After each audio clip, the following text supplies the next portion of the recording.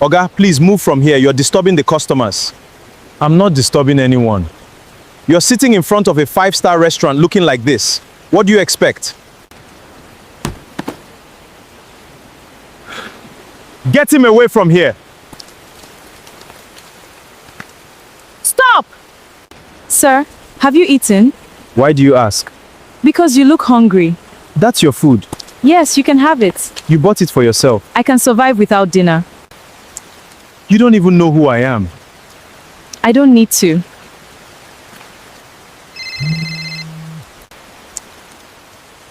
Hello? Did anyone see me? No, sir. No, sir. But your fiancée has arrived at the estate. She's demanding to know where you... Let her keep looking. Let her keep looking. David Adeyinka Williams was 34 years old, and by every visible measure, he had everything a man could want. He controlled Williams Maritime Holdings, a shipping and logistics empire headquartered in a glass tower on Victoria Island, inherited from his mother, Chief Mrs. Folasaid Williams, who had built it from a single cargo clearing agency into one of the most powerful private companies in West Africa before her death 6 years earlier.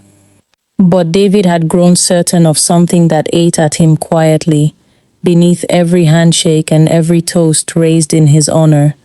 Nobody around him actually saw him. They saw Williams Maritime. They saw the tower, the fleet of ships, the number attached to his name in business magazines. His fiancée, Beatrice Okonjo Idris, was elegant, ambitious, and photographed constantly beside him at every gala. But David had begun noticing how carefully she steered every conversation toward the company's expansion plans, how her interest in his mother's old shareholding structure seemed to exceed simple curiosity. His relatives called weekly, always beginning warmly, always ending with a request. Even Tunde, his closest friend since university, had recently asked to borrow an amount large enough to make David wonder if their entire friendship had a price tag attached to it. David told no one of the decision he was about to make, not even his most trusted bodyguard, Kelechi, who had protected him since he was 22. He arranged, through a single discreet contact outside his own company, to disappear from his own life for 3 weeks. No phone, no driver, no name.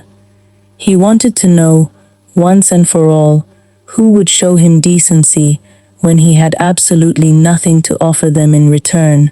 Amara Ibe was 26 years old, and her beauty was the kind people often mistook for privilege, until they learned how she actually lived.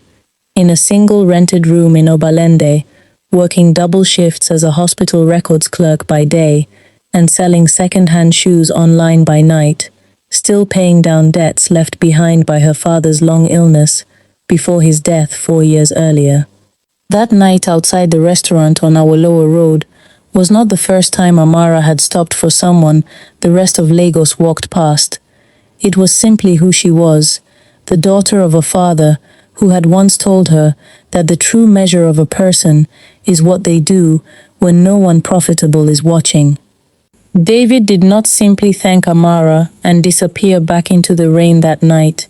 Something in the plainness of her kindness, no hesitation, no performance, no expectation, unsettled him in a way 6 years of Beatrice's polished attention never had. Over the following days, using the modest name Dapo, he found reasons to remain near the small stretch of Obalende where Amara lived, taking on odd labor at a nearby timber yard, sleeping in a shared room with 3 other men, eating from roadside buka stalls with the little he earned. Amara began looking out for him without quite understanding why. She brought him food twice more that first week. She asked his story, and he offered her fragments, a family he had lost touch with, work he had once had and lost. He never lied about loving his mother. He simply never told her which mother he meant. One evening, Amara mentioned, almost in passing, that her late father had once worked as a dock supervisor for a shipping company on the island, a company, she said, run by a woman everyone in Obalende still spoke of with reverence. A woman who had personally paid for medical treatment for dock workers' families during a cholera outbreak in the early 2000s. Amara said, "My father used to say, Madame Folasad Williams saved our family before I was even born. I never met her. She died before I was old enough to thank her properly." David went completely still. Folasad Williams was his mother. If you love stories where the past reaches forward to rewrite the present in ways no one could have planned, stay with me, because what David discovers next will change not just his understanding of Amara, but the entire foundation of the company bearing his family's name. And if this story is already pulling you in, subscribe now, because this is only the first thread of the twist. That night, still disguised, still unwilling to reveal himself, David returned to the small storage unit near his real estate, where he had, weeks earlier, moved several boxes of his late mother's personal papers, records he had never fully gone through, unable to face the grief of sorting his mother's handwriting so soon after her death. Deep inside a folder marked simply Obalende Dock Workers Trust, David found what he had never known existed: a signed agreement from 2003, granting a small but real equity stake in a subsidiary logistics arm of the company, not as charity, but as formal partial ownership, to 12 dock worker families in recognition of their labor during the company's most difficult early years. One of the 12 names, in his mother's own handwriting, was Ibe, Nathaniel, Amara's father. That stake, tied to the subsidiary's growth over 2 decades, had quietly compounded into something worth several hundred million naira, shares that had simply never been claimed, filed away and forgotten after Nathaniel Ibe's death, absorbed silently back into general company holdings by executives who either did not know or chose not to mention it. Amara was not simply a poor woman who had shown him kindness by accident. She was, without knowing it, an heiress to a piece of his own company, a piece that had been sitting untouched for over 20 years while she counted small notes by lamplight in a rented room in Obalende. What David did not yet know was that he was not the only person aware of the Obalende Dock Workers Trust. Beatrice, during her quiet study of his mother's old shareholding structure, had already found a partial reference to it, enough to alarm her, enough to make her begin asking careful, pointed questions to David's company lawyer about dormant minority stakes that could complicate a planned merger she had been secretly negotiating on David's behalf, using a power of attorney he had signed months earlier without reading closely, trusting her completely. Here is the truth David had not yet uncovered, the twist beneath the twist. Beatrice's engagement to him had never simply been about love, or even simply about wealth in the way David had feared. 9 months earlier, she had begun secretly negotiating a merger between Williams Maritime and a rival conglomerate owned by her own estranged uncle. A merger that would consolidate control under a new joint board, with Beatrice positioned, through her marriage to David, as a controlling voice. Any unclaimed minority shareholders, like the 12 dockworker families David's mother had quietly protected 2 decades earlier, represented exactly the kind of unpredictable variable that could derail a carefully engineered merger. If even one of those families discovered and activated their stake, they could demand a seat at the table, delay the vote, or worse, refuse to sell at the price Beatrice's uncle had planned to offer. When Beatrice's inquiries with the company lawyer led her, days later, to a name, eBay, cross-referenced against hospital records in Obalende, and then, disturbingly, to sightings of a scruffy laborer resembling David spending considerable time near a woman by that same surname, panic replaced her usual composure entirely. Beatrice did not yet know David himself was the homeless man in the photograph. She only knew a woman named Amara existed, that she was connected to a dormant company stake that could unravel her merger, and that she needed the problem to disappear before David, wherever he actually was, resurfaced, and any lawyer thought to properly audit those old trust documents. She made a single phone call to a man she had used before for quiet resolutions to inconvenient business matters. Not violence in the way cheap thrillers imagine it, but something colder and more familiar to Lagos Island's business elite. Intimidation, financial ruin, a warning delivered at the right threshold to make a poor woman disappear from a story she did not even know she was part of. If you have ever watched someone you love walk toward a danger they cannot see, stay with me, because David is about to face the hardest decision of his disguise, reveal everything and risk Amara's trust forever, or stay hidden and risk her life. Subscribe now if you want to see exactly how far a man will go to protect someone he was never supposed to fall for in the first place. David returned to Obalende the following evening, carrying both his mother's documents and a decision he could delay no longer. He found Amara outside her building, and before she could greet him with her usual warmth, he spoke first, his voice steady, despite everything. Amara, I need you to sit down. My name is not Dapo. My name is David Williams. I am the owner of Williams Maritime Holdings. And I have not been honest with you about a single thing since the night you fed me in the rain, except for how I feel about you. Amara did not scream. She did not cry immediately, the way David had braced himself for.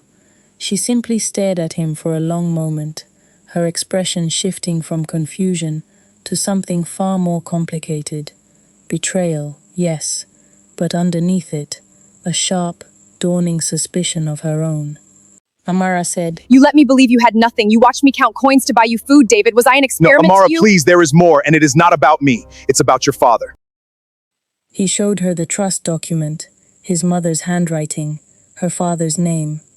Amara's anger did not vanish, but it collided directly with a grief she had carried since childhood, the discovery that her father's quiet dignity had, in fact, secured something for her that no one had ever told her existed. Neither of them noticed the car at first. It was Kelechi, David's bodyguard, quietly summoned back into service the moment David decided to reveal himself, who spotted the men from across the street and recognized, instantly, the particular calm of men sent to threaten, rather than simply visit. What followed was not a dramatic street battle, but something colder, and in its own way, far more tense.